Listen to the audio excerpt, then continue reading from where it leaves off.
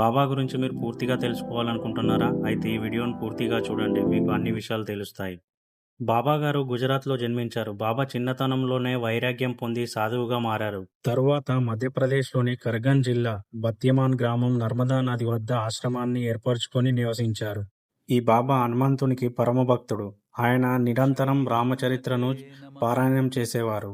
అంతేకాకుండా ఈ బాబా 12 సంవత్సరాలు మౌనవ్రతాన్ని పాటించారు. ఆ తరువాత మొదటిసారిగా సియారాం అని పలకడంతో ఆయనను సియారాం బాబా అనే పేరు వచ్చింది. అయితే ఈ బాబా మాత్రం ఆశ్రమానికి వచ్చే భక్తుల నుండి రూ. 10కి మించి ఒక్క రూపాయి కూడా స్వీకరించేవారు కాదు. ఎవరికైనా ఎక్కువ డబ్బులు ఇస్తే 10 ఉంచుకొని మిగిలినవన్నీ తిరిగిచ్చేవారు. అయితే ఆ రూ. 10 కూడా అక్కడికి వచ్చే భక్తులకు అన్నదానం కోసం ఉపయోగించేవారు. అయితే బాబా మాత్రం ఏ కాలంలోనైనా కూడా కేవలం ఒక లొంగోటి మాత్రమే ధరించేవారు. బాబాగారు తన వద్దకు వచ్చిన రూ. 1,00,00,000 నగదును ఆలయ అభివృద్ధికి విరాళంగా ఇచ్చారు. బాబాగారు ఈ వయసులో కూడా కంటి అద్దాలు లేకుండా గంటల తరబడి గ్రంథాలు చదివేవారు. అసలు ఇప్పటికీ బాబాకు ఎన్ని సంవత్సరాలు ఉంటాయని అందరూ అనే విషయం మాత్రం ఎవరికి తెలియదు.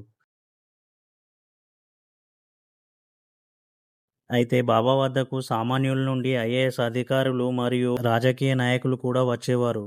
కానీ అందరినీ ఒకేలా చూసేవారు బాబా మాత్రం. ఎవరిని కూడా ఆశీర్వదించడానికి చేతులు పైకెత్తేవారు కాదు.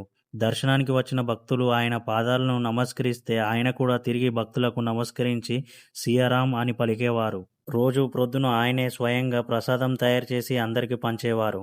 ఇంత వయసులో కూడా బాబాగారు తన చేతులు తానే వండుకునేవారు. ఆయన దగ్గరకు వచ్చే భక్తులకు ఒకటే సందేశం ఇచ్చేవారు. రామనామాన్ని జపించండి అని.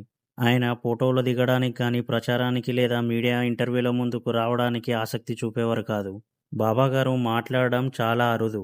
భక్తులు తమ బాధలను లేదా ప్రశ్నలను చెప్పుకున్నప్పుడు ఆయన సమాధానం కేవలం చిన్న చిరునవ్వు నవ్వి సియారాం అని స్మరిస్తూ దీవించేవారు. బాబాగారు భౌతికంగా మన మధ్య లేకపోయినా బత్యమాన్ ఆశ్రమం ఎప్పటికీ వేలాది మంది భక్తులకు శాంతిని ఇచ్చే పవిత్ర స్థలంగా నిరంతరం రామనామస్మరంతో విరజిల్లుతుంది. ఈ వీడియో మీకు నచ్చినట్లయితే ఒక లైక్ చేసి కామెంట్ చేయండి.